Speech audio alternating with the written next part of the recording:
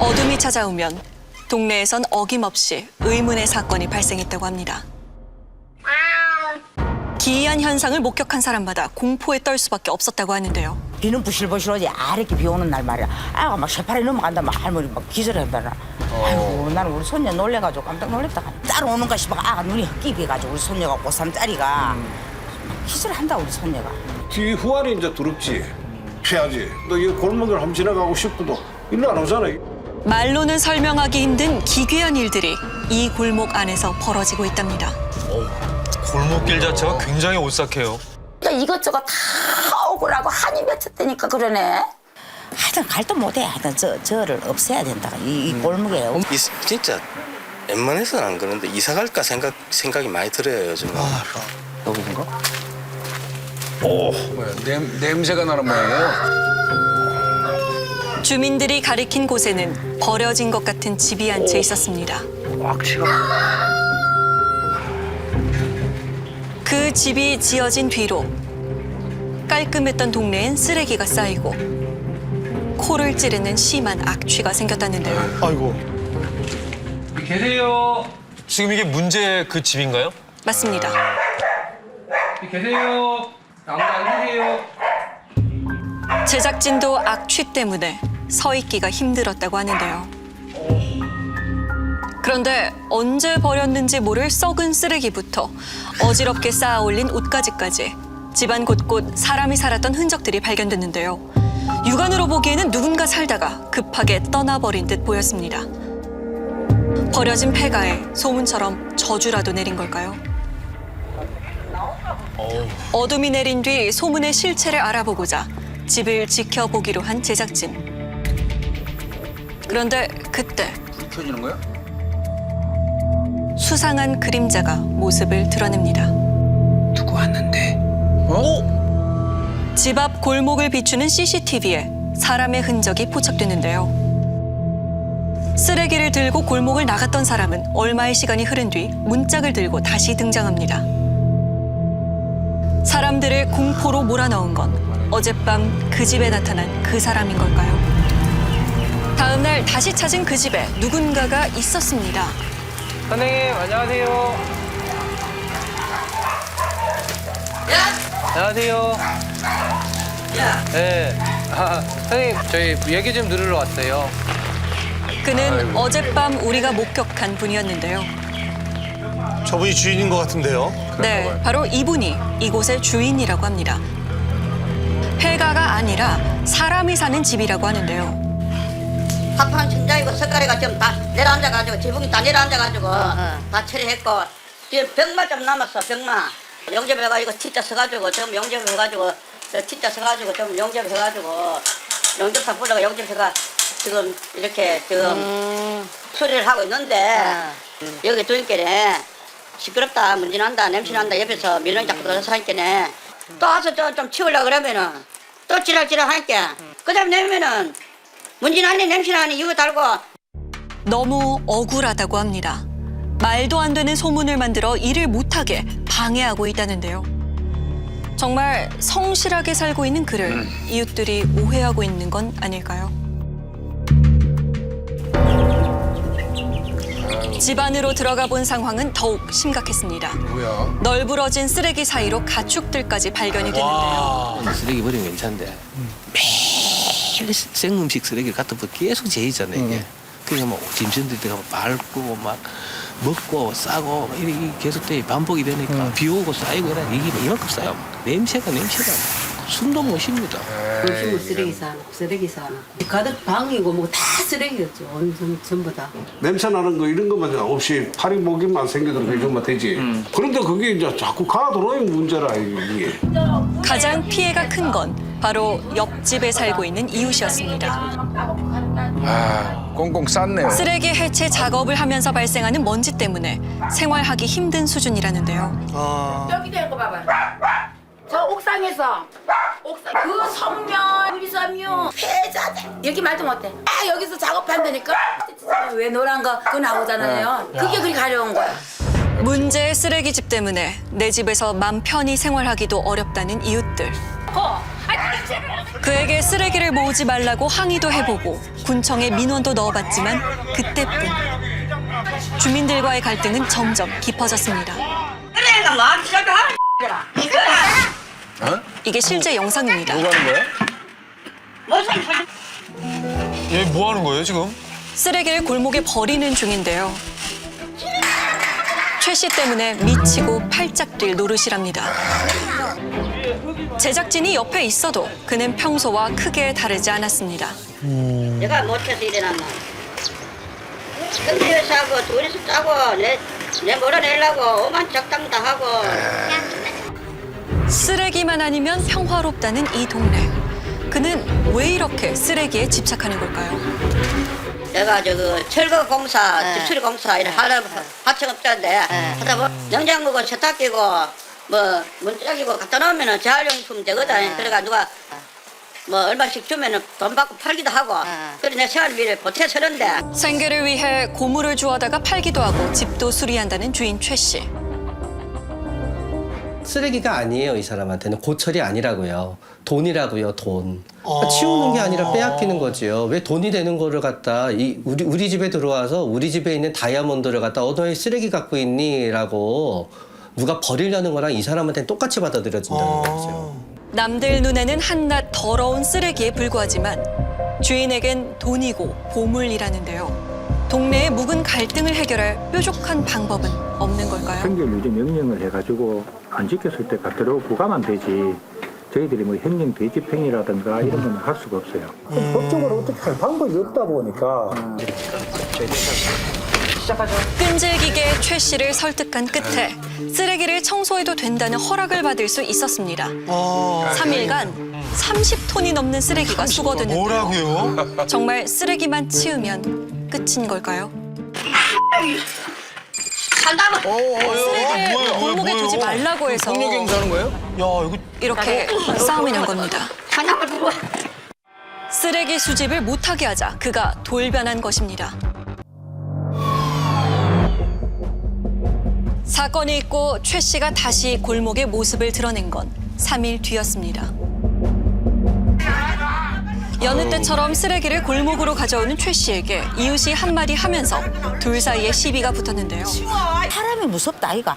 내복 항상 요랬기 때문에 니년이 뭐를 캤는가 이런 생각 오해할 수 있고 눈이 헛기 찔러 본단 말이라. 헛기 볼 수 있거든. 저게 언제 돌변할지 모르니까. 동네 사람들에게 분풀이라도 하는 걸까요? 하지만 고물을 가져오는 그를 말릴 사람은 없었습니다. 쳐다만 봐도 욕한다니까. 쳐다만 봐도 막 욕하고 또래짓하고 막 그런 식이야. 입에 못 담을 욕해가면서 죽인다 절로 가라 하고 칼도 뭐 그때는 눈에 안 보입니다. 뭐 아무나 막 죽이를 달라드는데. 우리 집에서 오후 2시쯤 되면 여기 나와야 되는데 안 나와요. 무서워서. 그 행사 사건이 이제 아닌 상태에서 그런 조치들은 사실 예방적 차원에서 사실 경찰이 할 수 있는 건 없잖아요. 동네에 뭐 이상한 사람이 많이 출몰한다고 해서 저희가 동네 사람 모두를 사찰 이렇게 할 수 있는 부분이 아니고 강제적으로 뭘 할 수 있는 건 아니니까. 이제 법 테두리 안에서 움직이는 거다 보니까 참 이게 답답한. 그는 대체 어떤 사람일까요? 수소문 끝에 옆 동네에 살고 있는 친척을 찾아갔습니다. 최 씨가 저렇게 변한 건 꽤 오래된 이야기라고 하는데요. 전에는 집이 불났잖아 그게요. 집이 불나가지고 다 파는 바람에 한 뒤부터 부쩍 변한 것 같아요 보이게. 혼자 들어있다 보이게. 근데 이제 저 아들 따로 가고 동시에 나가고 저기 요양원에 가고 난 뒤부터 불나고 나서 부쩍 더 심해지는 것 같아요. 말 들어보면. 4년 전 겨울에 일어난 화재. 그게 그의 삶을 송두리째 앗아갔습니다.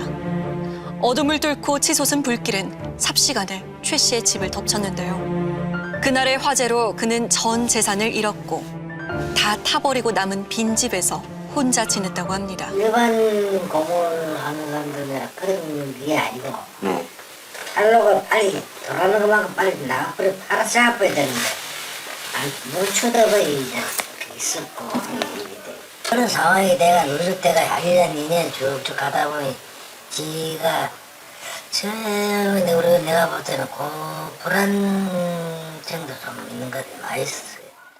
집에 고물이 많아진 것도 그 무렵이었습니다.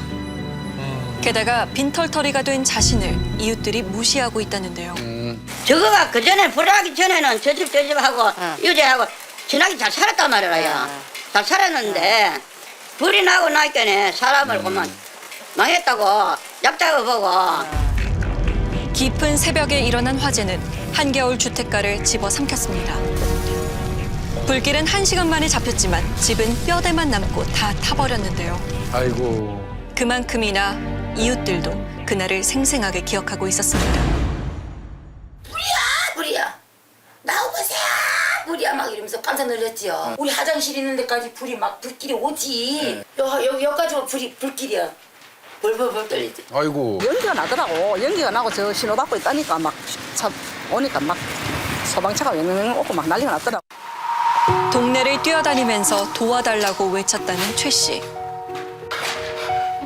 하지만 어느 누구도 그를 도와주지 않았다는데요. 불씨만 잡았어도 집을 잃지는 않았을 거라고 그는 주장합니다. 옆주가 뜨더니까 물 좀 줘서 물 좀 불렀다고. 우리 집에 너 집에 수도 가면 건치가 하지. 너 집에 수도 물가 하지. 왜 우리 집에 수도 들어가요. 물 아무도 안 주는 게라. 하지만 4년 전 화재 사건에 대한 이웃들의 기억은 조금 달랐습니다. 같이 꺼내려고 내가 노력을 막 했거든요. 막 방방 뛰고 막 사람 있다고 막 꺼내주려고 막 같이 그러고 같이 구출했어요 할아버지를. 예, 같이 꺼내서 그래 할아버지를 꺼내가지고는 119 구급대원들이 병원을 바로 모시고 갔었어요 그때. 그날 소리 듣고 뭐 급한 때는 뭐 필요하면 사러 다른데 30만 원 들고 있는 대로 딱 들어가 돈 30만 원 주고 왔거든. 그런데 그걸 알았다 얘기라고 우리가 지역하니 불나도 지도도 안 하고 차도도 하고 막 한다고 그 정도로 약간 잠깐 깜빡깜빡할 때 있어. 하지만 그는 불탄 집에 남아 쓰레기 섬을 만들었습니다. 그리고 그 안에서 철저히 고립된 채 원망의 화살을 이웃들에게 돌려왔던 건데요. 이 주위에 있는 사람들이 의도적으로 그러한 그 도움을 주지 않았다라고 본인이 왜곡 해석을 하고 있다는 거죠. 그렇다면 그 주위에 있는 사람들은 다 본인의 시각에서 본다면 원망스러운 사람들, 그리고 자기에게 도움이 되지 않는 적대감을 가진 사람들, 이런 식으로 본인이 그런 왜곡 해석을 해버리는 거죠. 그렇기 때문에 주위에 있는 사람들에게는 기회만 생기면 공격적으로 변할 수밖에 없다. 아직은 안심할 수 없습니다. 그의 폭력성을 잠재울 방법이 필요한데요. 뭐 아버지랑 일단은 뭐 정신 쪽에 해가지고 좀 치료를 받도록 해야죠. 뭐 병원에 다니면서 아버지 쪽에 뭐가 문제인지 뭐 진짜 심리 치료 이런 것들을 받아보면서 뭐 원인을 저희도 아직까지 파악이 안 된 상태니까 그러니까 좀 전문적인 그 병원에 가서 뭐 상담 좀 받고 뭐 어떻게 원인을 찾아서 뭐 병원에서 치료받을 생각입니다. 드디어 이 골목에도 평화가 찾아올까요? 그런데 동네 어디에도 그의 모습이 보이지 않습니다. 오늘 아침 혹시 오셨나요? 네, 여자가 받을 거 있어가지고 닭으로 받았어. 이거 준 거예요? 네. 오늘 아침에? 네. 그 사람 오늘 잡혀갔어요. 뭘 경찰이 오서 와가 잡혀갔다 하면 어딜리 간다 하는데 그냥. 그는 체포될 것을 미리 알고 있었던 겁니다. 순순히 경찰차에 올라타는데요. 저희들 여기서 이제 수사를 마무리해서 대구지방대구고치소로 이송할 겁니다. 구속된 이후에 처벌받고 난 이후에는 다시 동네로 돌아오는 건 맞나요?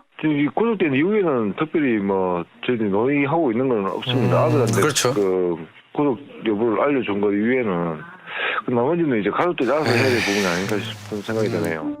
초범이고 큰 사건이 아니기 때문에 간단한 처벌만 받고 금방 풀려날 거라는데요. 하지만 이웃들은 출소한 이후 그가 분노를 품고 돌아올까 두렵습니다. 일단은 그 사람이 없다하는 사실에 조금 마음이 안도는 되죠. 나만 보복하면 어쩔까 이런 생각도 늘 그거 하죠. 얼마나 불안하시겠어요. 나오면 또 어떡하나. 그 걱정이 또 제일 많이 되는 거고. 동네에 진정 평화가 찾아오려면 근본적인 대책 마련이 필요해 보입니다. 현진 검증력이 떨어져 있다는 걸 전제로 하고 가족과 함께 연락을 해서 어떤 보호 의무자에 의한 입원을 하든 시도지사에 의한 행정 입원을 하든지 간에 입원 치료로 연결이 되어서 이분의 현실 검증력이 어느 정도 회복된 다음에 지역 주민들과 공동체에서 생활하는 게 맞다고 생각이 돼요. 쓰레기 섬에 갇힌 그를 탈출시킬 방법은 단 하나. 스스로가 치료에 동의하는 건데요. 아마도 그의 불안이 사라지는 그날, 이웃들을 괴롭혔던 공포도 이 동네에서 영영 사라질 것입니다.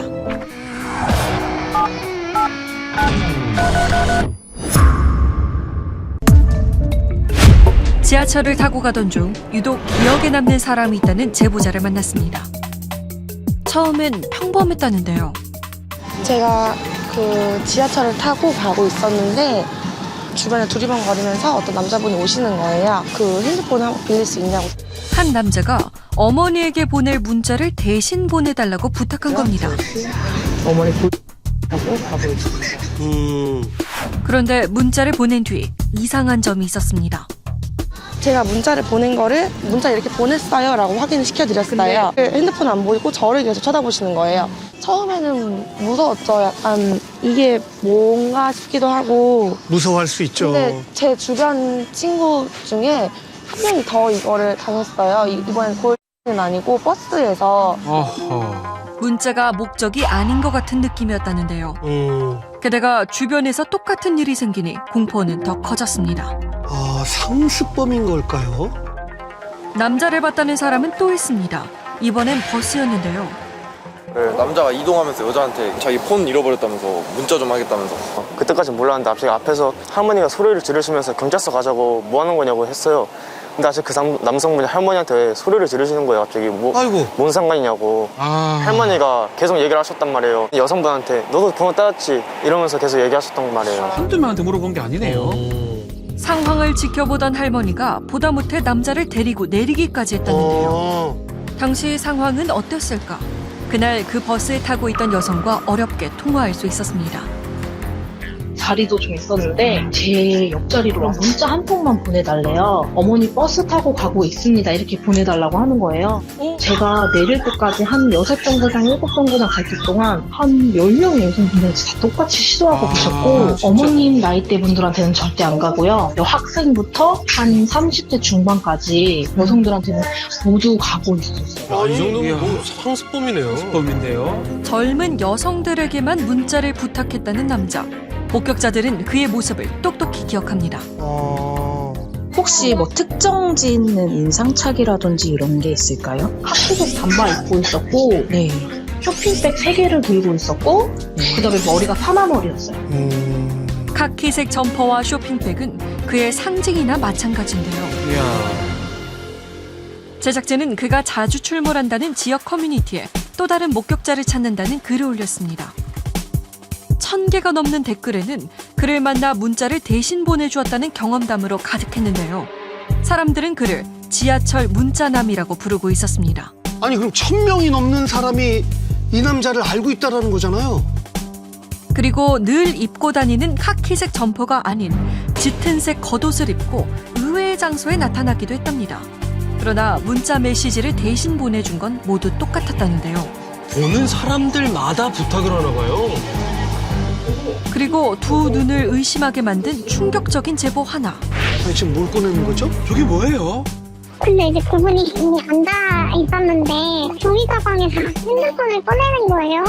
있어요? 전화도 한통 꽂혀 있고 그리고 문자도 좀 몇 개 있었고. 남자가 늘 들고 다니는 종이 가방에 휴대폰이 들어 있었다는 겁니다. 4시쯤에 보안번호로 전화 왔어요. 그때 그 남자분 목소리로 성함이 어떻게 되시냐고 전화로 받았더니 어디 사냐고 이름이 뭐냐고 집요하게 물어보셔서 이름은 왜요? 이러니까 그때 너무 감사해서 밥 한 끼 사드리고 싶다고. 야. 여보세요? 예, 안녕하세요. 김포 지하철에서 탐지 전에 전화기 된 남승민입니다. 전화기 주셔서 감사합니다. 성함이 실례면 어떻게 되시나요? 야, 이게 실제 통화 녹음이에요.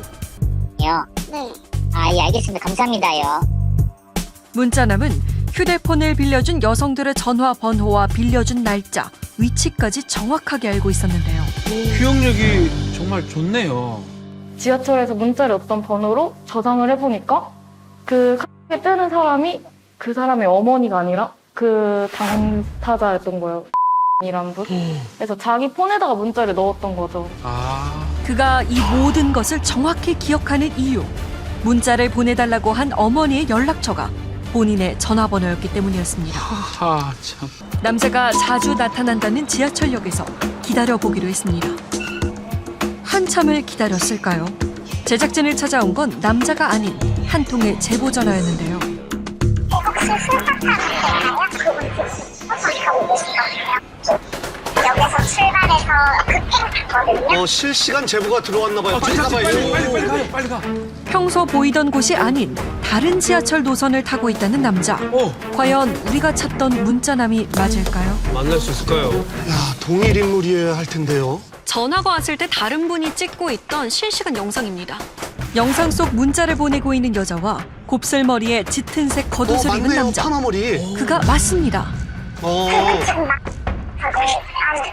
아니 나 비슷하셨어요. 1분 1초가 급한 상황. 그 사이 지하철이 도착했는데요. 좀 빨리 뛰지. 아이고. 아하. 남자가 주로 목격되는 곳은 경기도 지하철. 하지만 오늘처럼 그가 나타나는 곳이 다양하다 보니 사람들은 혹여나 그를 마주칠까 걱정스럽기만 합니다. 하늘에 들어가지고 몇 번 전화를 하는 거예요. 요즘 전화번호가 안 통하는 사람들이 너무 많으니까. 불안하죠. 그래서 막 제가 그때부터 못하고 있단 말이에요. 여성들의 전화번호를 수집하는 지하철 문자남. 그는 어디에 있을까요? 늦은 밤 한 마을에서 만난 제보자는 고등학교 1학년인 여학생이었는데요. 중학교 1학년 9월달쯤에 저 핸드폰을 빌려달라 해서 처음에는 빌려줬는데. 중학교 1학년 때? 네, 중학교 1학년. 네? 아, 참. 지금으로부터 4년 전 그는 여느 여성에게 그랬듯이 여학생에게도 문자를 대신 보내달라 부탁했습니다. 저렇게 어린 여학생한테요? 남자는 잊힐만 하면 약속이라도 한 듯 또 나타났는데요. 4년 동안 5번이나 말이죠. 다시 연락이 와요. 좀 며칠 지나고 나서 그때 핸드폰을 받은 사람인데 나이가 어떻게 되냐, 몇 살이냐, 막 이름은 뭐냐 이런 식으로 연락이 와서 그때 전화를 끊고 한 번 더 오긴 했는데 그 다음부터 차단을 박아놔서 연락은 안 해요. 심지어 어린 제보자에게도 나이, 이름 등을 집요하게 물었습니다. 아, 저러면 안 됩니다. 미성년자잖아요. 야, 어떻게 저럴 수가 있죠? 그중 대부분은 이 마을에서 마주쳤던 거라는데요. 이곳에 살고 있는 것은 아닐까요? 마을 주민들에게 확인해봤습니다. 여기에 그 카키색 옷 입으시고 핑백을 들고 자주 이렇게 여성들한테 번호를 계속 물어본다고 하셔가지고. 그 누군지 알아요. 이 양반은 왜냐하면 저희 매장 오면은 우리 어린 학생들 있잖아. 그 어린 학생들한테도 꼭 전화번호를 물어봐요. 저도 그 딸 키우는데 그러니까 너무 싫잖아요. 그렇죠. 남자는 마을의 유명 인사였습니다. 야, 이게 문자만 부탁하는 게 아니라 다른 걸로도 유명하네요. 오늘도 여성들에게 문자를 부탁하러 나오진 않을지 집 근처에서 기다려봤는데요. 야, 찾았다. 찾았나요? 비슷한 사람을? 제작진이 찾던 문자남.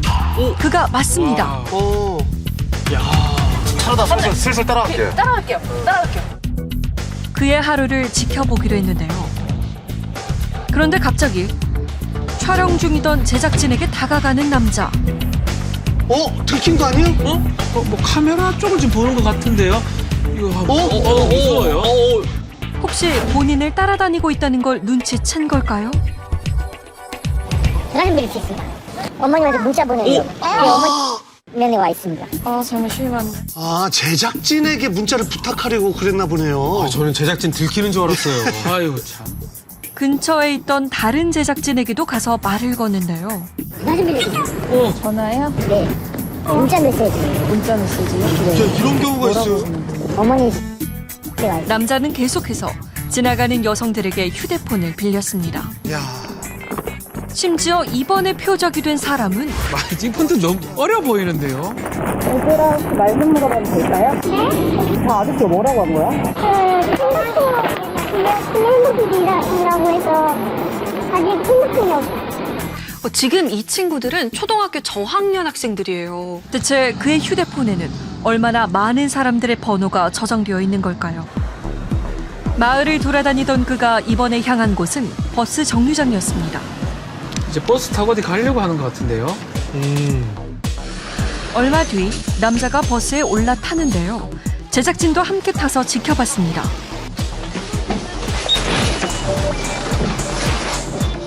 그런데 앉자마자 일어나는 남자. 그가 이동한 곳은 한 여성의 옆자리였는데요. 아니 저렇게 자리까지 이동하면서 물어보면 무섭죠. 무섭죠. 네. 길을 걸으면서도 남자는 멈추지 않습니다. 앞서가던 여성을 따라 잡으면서까지 문자를 대신 보내달라 이야기했는데요. 왜 저러지? 수많은 여성들을 지나쳐 도착한 곳은 인천 지하철역. 아니나 다를까 여성이 있는 곳은 항상 나타나는 남자. 그런데 이분 어디서 보신 것 같지 않나요? 사실 남자가 지하철역으로 들어오기 전 이미 휴대폰을 빌려준 사람이었는데요. 달리는 열차 안에서도 남자는 칸을 옮겨다니면서 눈에 보이는 여성 대부분에게 말을 걸었습니다. 와, 진짜 대단하네요. 그런데 갑자기 자리에서 일어난 남자가 주머니에서 지갑을 꺼냅니다. 그리고는 제작진에게 다가와 종이 한 장을 건네는데요. 뭐야 이게? 제 명함입니다. 명함이요? 연락 좀 알려주십시오. 연락처는 왜 그러시는데요? 친구 좀 의사소통을 좀 알려요. 예. 어떤 친구요? 그냥 만나서 그냥 좋은 친구 좀 만나서 식사하고 연락드립니다. 한참 뒤 지하철에 자리를 잡고 앉은 남자가 꺼낸 이것. 바로 그가 없다고 말하던 휴대폰이었는데요. 아, 오늘도 휴대폰이 있었던 거네요. 아니 지금까지 빌려준 사람이 몇 명인데. 아 참. 그는 이날 1시간 40여 분 동안 무려 24명의 여성에게 24명을 문자를 보내준 대신 겁니까? 보내달라 부탁했습니다. 선의를 베푼 여성들의 번호를 모아 전화를 걸고 이름을 묻는 남자. 그를 막을 수 있는 방법은 없을까요? 가장 제보가 많았던 지하철 노선의 담당자를 만나봤습니다. 그 김포 골 탑승하는 고객들한테 인원이 많이 들어가는 걸로 알고 있는데 다수의 시민들이 이용을 하시면서 불편한 부분인 거잖아요. 이럴 경우에는 저희가 대합실에 승강장에 보면 다 SOS 콜폰이 있거든요. 그걸 이렇게 누르면 바로 관제실로 이제 연결이 돼요. 저희가 이제 지시를 이제 하죠. 영문보드 거기 가봐라. 그렇게 해놓는 것밖에 없어요. 승강장이나 열차 내에 설치된 SOS 전화기와 스위치를 이용하라는 담당자. 하지만 노선 특성상 열차 칸 개수가 적다 보니 그마저도 쉽지 않습니다. 그렇다면 남자가 살고 있다는 마을 파출소에서는 어떨까요? 우리가 관심 대상으로 알고는 있었지만 사건은 지금 이렇게 아까 말씀드린 사건이 없으면 우리가 뭐 어떻게 할 수 없으니까. 그렇죠. 사건을 접수를 해야 됩니다. 경찰도 신고가 들어오지 않는 이상 직접 목격했을 때 경고를 주는 것이 최선이랍니다. 누군가가 내 개인정보를 알고 있다는 공포. 그것만으로는 어떠한 보호도 받지 못하는 것이 현실인데요. 아이고. 지하철 문자남. 그는 여성들의 번호를 알아내서 어디에 쓰려고 하는 걸까요? 네? 전화요? 이제는 남자의 진짜 속마음을 알아볼 차례. 그가 준 명함으로 전화를 걸어봤습니다. 만나서 식사라도 있으면 왔는데 다음 달에 술 안 드십니까? 언제요? 그 성탄절날 때 크리스마스 때. 네. 그러면은 오늘 만나 뵙는 건 어때요? 그럼 제가 식사비를 누가 부담할까요? 제가 낼게요. 다름이 아니고 제 돈 좀 빌릴 수 있습니까? 얼마나요? 어떤 돈이요? 제가 한 5만 원만 좀 빌릴 수 있겠습니까? 너무 직진인데.